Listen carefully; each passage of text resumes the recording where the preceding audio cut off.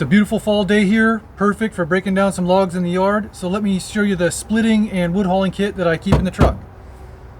Well, first I want to mention that I do not cut trees down. We live in the middle of Kansas City, and the wood we acquire, almost all of it comes from residential tree removals. So we have access to some arborist log dumps near us, and that's where we get our wood. Let me just start unloading the truck and we'll see what I carry. First we have chainsaws.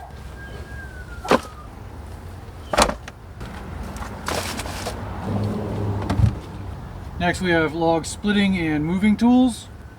I always bring 2 mauls, log roller and a big pry bar, small axe, and a bag of wedges. I like to say that I seldom cut a tree down, but I cut a lot of trees up. So I do use chainsaws quite a bit because I never know what sizes of stuff might show up at a log dump. I have to break a lot of that down just to get it into the truck and get it home. 95% of the time, either a 16 or 24-inch bar is fine for chainsaw work, but I do keep a 36-inch on hand just in case. I always keep 2 nicely tuned 8-pound mauls for a couple of reasons. One, I always want a spare in case I break one. And the other reason, which I know I'll catch a lot of flack for, is that I often do strike one with the other. I've heard all the admonishments. I know you can damage one or both of the mauls. I know there can be shrapnel flying off. But I've been doing this for 10 years with these 2 mauls in particular and never had a problem.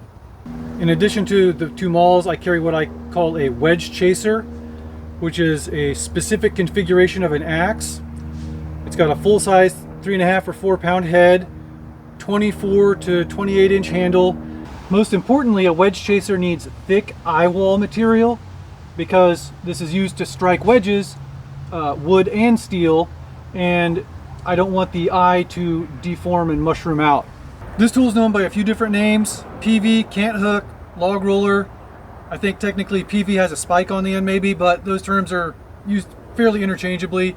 It's just got this swiveling hook that grabs onto logs and gives you a leverage to roll them around.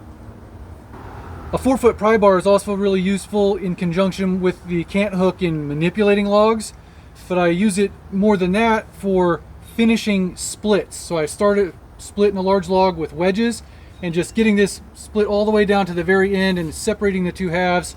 This comes in handy quite a bit. Here I've laid out the contents of the wedge bag, starting with a 3-pound hammer. I strongly prefer these all steel hammers with the rubber grip over wooden handled hammers because these transmit far less shock into your hand. If you're striking steel wedges a lot, I've had issues with my hands going numb in the nighttime from that. I keep a handful of steel wedges of varying sizes, and especially at least one really good starter wedge. This is a smaller wedge that has a very triangular tapered profile and no significant secondary bevel. Very easy to start a split. Also some wooden wedges, or gluts as they're known. I just bandsaw these essentially out of firewood. Ash or hickory is best for toughness. These are expendable, they get beat up over time, but you get a fair bit of use out of them. Keep a handful of those. These wooden gluts are great for a few reasons.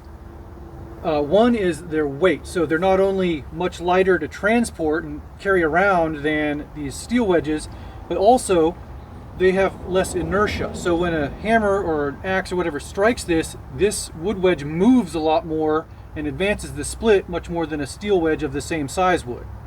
Also, I can strike them with my axe and not worry about damaging or mushrooming the pole of my axe. Additionally, when I have a split going but there's cross fibers, 2 halves of a log that aren't wanting to separate easily, if I have wood wedges in there, I can use my axe and just kind of poke into that split and cut the cross fibers and not worry about dinging the axe up on a steel wedge. I think this is a masonry chisel of some kind. I use it also for cutting cross fibers, so I can just put it into the split in a log, hammer that, and this will cut right through those cross fibers deep inside the log. Lastly, of course, a couple chainsaw tools. I'm very fond of these Toyota trucks from the 1980s and 90s. They're tough as could be, and the tailgate is only about knee high, so it saves my back loading logs. That's my wood hauling EDC. Let me know in the comments if there's anything you carry that you didn't see here. Thanks for watching.